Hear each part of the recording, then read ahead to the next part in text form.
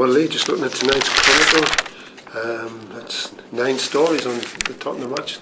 I mean, don't you know I'm winding down for retirement? So well done, son.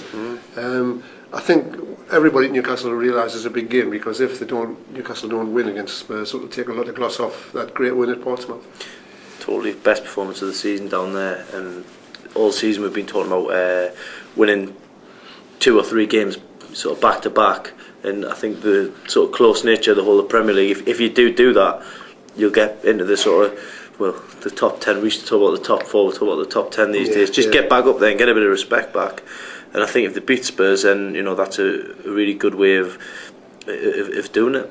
Yeah, and of course Newcastle have beaten Spurs in the last 5 league games. That's an amazing record. That's gone from not having won at Portsmouth for donkey's years to and that worries us, when it's like that, because this is Newcastle United we're talking about.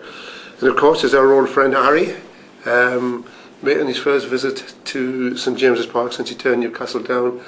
I was going to say Harry strung us all along in January, including myself, but I don't think that was the case. I mean, he used to return all my calls. Why would he do that if he had no intention of coming? So I mean, it's his first visit back since he turned Newcastle down.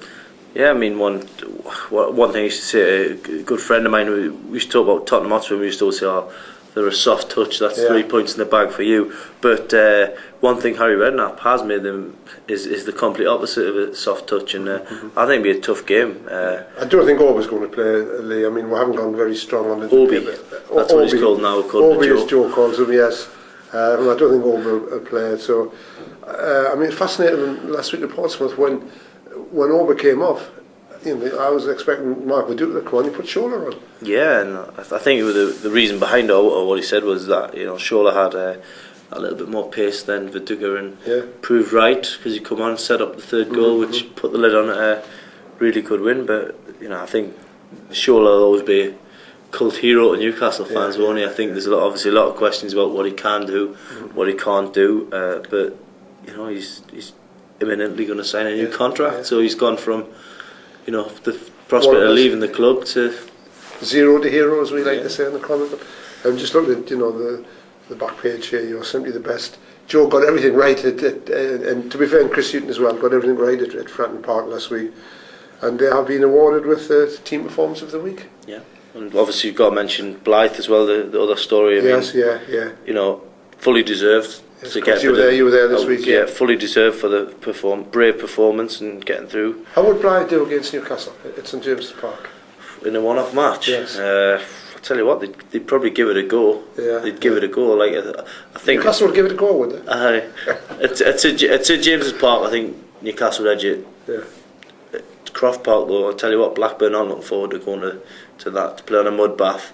Yeah. And I'll tell you what, it's going to be interesting the next few weeks. I mean, it's been a great week in general. Newcastle winning at Portsmouth, Blyth going through in the Cup, And Willie Bay won the FA Vase as well at Penrith. So. Well, I've told you, I played at Croft Park in 1964. It was my first ever game for Town Law in the Northern League. And I couldn't run. The pitch was so heavy, and I think the chasers after that. But going back to Spurs, I think, a lot of injuries. I don't think Woody will play, or I'll be surprised if he plays. Jennings definitely won't play.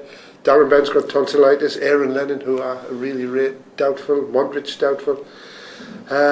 Let's just think, when we're looking back at Tottenham, it's start of a good happy Christmas.